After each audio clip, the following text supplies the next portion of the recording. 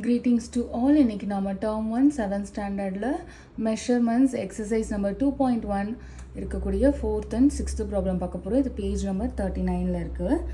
Janaki has a piece of fabric in the shape of parallelogram. Its height is 12 meter and its base is 18 meter. இது வரைக்கும் இருக்க information வச்சுட்டு நம்ம ஒரு diagram draw பண்ணிக்கலாம்.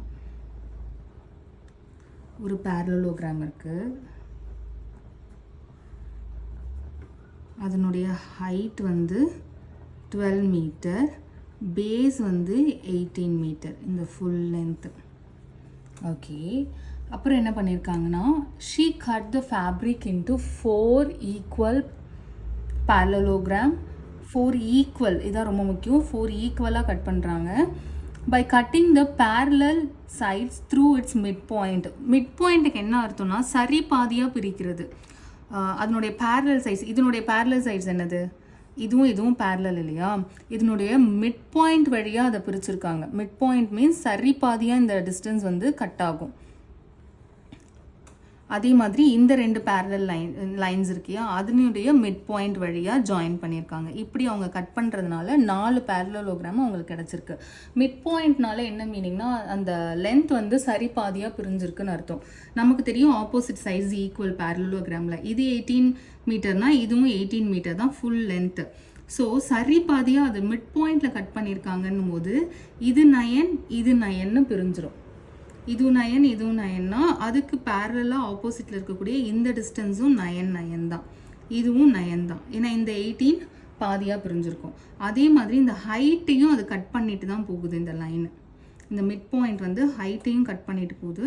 So height என்ன ஆகும்னா 6 6ன்னு சரி சமமாக பிரியும்.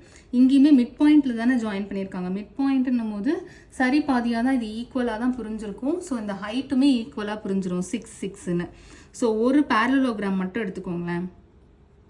இந்த பேரலோகிராம் மட்டும் எடுத்துக்கிட்டிங்கன்னா இதனுடைய பேஸ் வந்து 9, இதனுடைய ஹைட்டு 6. எல்லா 4 பேரலோகிராமும் ஈக்குவல்னு சொல்லிட்டாங்க.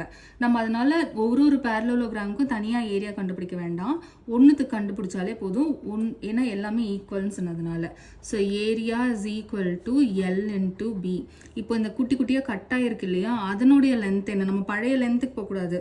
பழைய லென்த் வந்து இந்த பெரிய பேரலோகிராமோட லென்த்து, பெரிய பேரலோகிராமோடைய பேஸு. பட் அவங்க கேட்குறது வந்து இந்த குட்டி பேரலோகிராம் 4ஆக டிவைட் பண்ணதுக்கப்புறம் கிடைக்கிற அந்த பேரலோகிராமோட ஏரியா என்னன்னு தான் கேட்குறாங்க. அந்த பேரலோகிராமோட ஹைட் வந்து 6, அந்த குட்டி பேரலோகிராம், அதனுடைய பேஸ் வந்து 9. ஸோ 6 × 9 அப்படின்னா 54. என்ன யூனிட் கொடுத்துருக்காங்க, மீட்டர். அப்போது ஸ்கொயர் மீட்டர். இதான் ஆன்சர். அடுத்து 6th ப்ராப்ளம் பார்க்கலாம். The perimeter of a parallelogram whose adjacent sides are 6 and 5 is perimeterன்னு கேட்டிருக்காங்க. இப்போ இது parallelogramனு வச்சுக்கோங்களேன். சைடு என்ன கொடுத்துருக்காங்க, adjacent sidesன்னு கொடுத்துருக்காங்க. இது 6னா இது 5.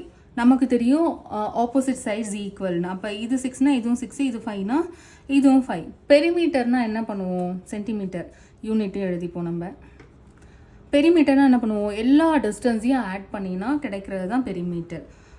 ஒரு ஏபிசிடின்னு வச்சுக்கோமே. AB plus BC plus CD plus DA எல்லா டிஸ்டன்ஸையும் ஆட் பண்ணணும். 6 + 5 + 6 + 5. ஓகே, என்னது 6 + 5 வந்து 11, 11 + 6 வந்து 17, 17 + 5 அப்படிங்கிறது 22 ஓகே சென்டிமீட்டர். இது வந்து ஸ்கொயர் போட மாட்டோம், ஏன்னா இது வந்து பெரிமீட்டர், ஏரியா கிடையாது. ஏரியாவுக்கு தான் ஸ்கொயர் போடுவோம், பெரிமீட்டருக்கு போட மாட்டோம். ஓகே, தேங்க்ஸ் ஃபார் வாட்சிங்.